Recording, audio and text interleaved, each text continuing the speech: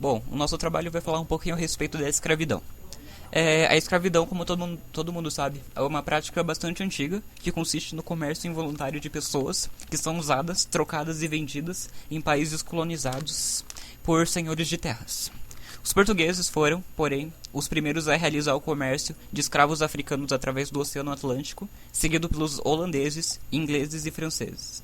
Isso foi possível depois de os portugueses terem dominado muitas regiões no litoral da África, onde fundaram feitorais ao longo dos séculos XV e XVI, e estabelecido alianças com comerciantes e soberanos locais.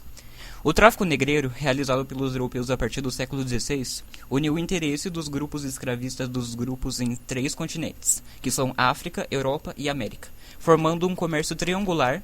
Os navios europeus levavam mercadorias da colônia e da metrópole para a costa africana, como por exemplo tecidos, aguardente, tabaco e armas, que eram trocados por escravos. Em seguida, esses eram vendidos para os colonos americanos, que necessitavam de mão de obra para suas lavouras ou minas. Devido ao tráfico negreiro, milhões de africanos acabaram desterrados, arrancados da África e escravizados. E até o século XX, a população africana teve dificuldades para crescer devido a várias condições territoriais e, é claro, o próprio tráfico negreiro. Calcula-se que para todo o continente americano tenham vindo em torno de 10 a 20 milhões de escravos entre os séculos XVI e XIX. E os estragos causados pelo tráfico são incalculáveis, mas o principal foi a destruição de muitas sociedades africanas. Para o Brasil, vieram cerca de 4 milhões de africanos entre os anos de 1531 e 1855, e as primeiras capitânias a receberem escravos africanos foram a Bahia e Pernambuco, onde a produção de açúcar mais prosperou. No século XVII, a importação de escravos aumentou devido ao aumento da comercialização de açúcar, em decorrência da retomada de vários territórios dominados pelos holandeses. No século XVIII foram descobertas jazidas de ouro e a necessidade de mão de obra aumentou, mas em 1850 o tráfico negreiro foi extinto no Brasil e continuou ilegalmente até 1855. Nesse século a importação de escravos foi a maior, devido ao crescimento das lavouras de café pelo sudeste do país.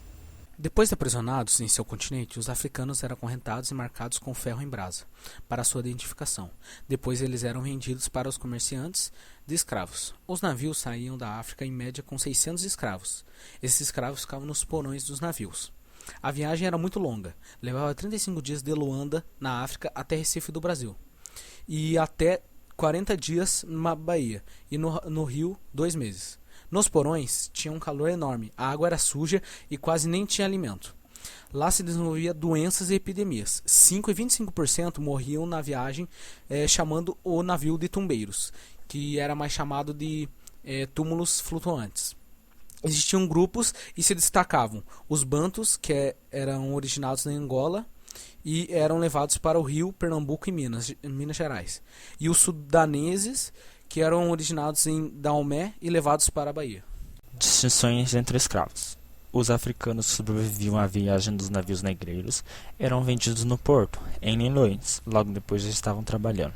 Os escravos eram diferenciados pelos colonos de acordo com o trabalho que desempenhavam e o tempo de vida na colônia, além de critérios principalmente relacionados à origem cultural e linguística. Eles evitavam adquirir indivíduos do mesmo grupo linguístico, sendo assim obrigados a se comunicar em português. Os africanos trazidos para o Brasil não aceitaram tão fácil a condição de escravo.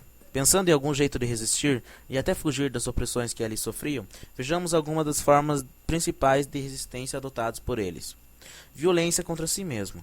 Algumas mulheres provocavam abortos para evitar que seus filhos se tornassem escravos. Outros escravos chegavam a se suicidar. Fugas individuais e coletivas. Fugiam a todo momento. Alguns escravos fugidos formaram comunidades chamadas de quilombos. Negociações. Muitos escravos trocavam um serviço pesado por uma qualidade melhor de vida. Foram criados muitos grupos de escravos fugidos. No Brasil, chamados de quilombos e os membros de quilombolas, construindo histórias de luta pela liberdade. Havia também indígenas ameaçados pelo avanço europeu, gente perseguida pela justiça, além de escravos. A vida dos quilombos estava ligada a uma série de atividades: agricultura, caça, criação de animais, coleta, mineração e comércio. O quilombo mais importante de nossa história foi o Quilombo dos Palmares, que recebeu esse nome porque ocupava uma extensa região de Palmeiras. Situava-se no atual estado de Alagoas, que na época fazia parte da capitania de Pernambuco. O quilombo resistiu aos ataques militares por 65 anos e chegou a ter aproximadamente 20 mil habitantes. O primeiro líder a se destacar em Palmares foi Ganga Zumba, que governou o quilombo de 1656 a 1678. Pressionado pelos ataques frequentes, Zumba firmou um acordo com o governador de Pernambuco que previa a liberdade aos negros nascidos ali, com a condição de os escravos recém-chegados serem devolvidos a seus proprietários. Zumbi, sobrinho de Ganga Zumba, não concordou e liderou um grupo que se opôs ao acordo.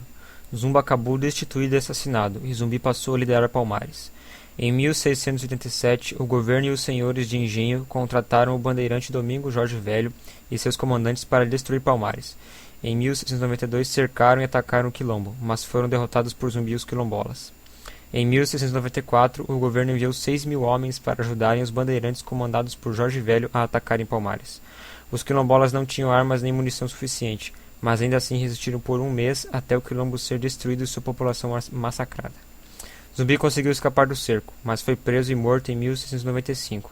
Então cortaram-lhe a cabeça e a expuseram em praça pública em Recife.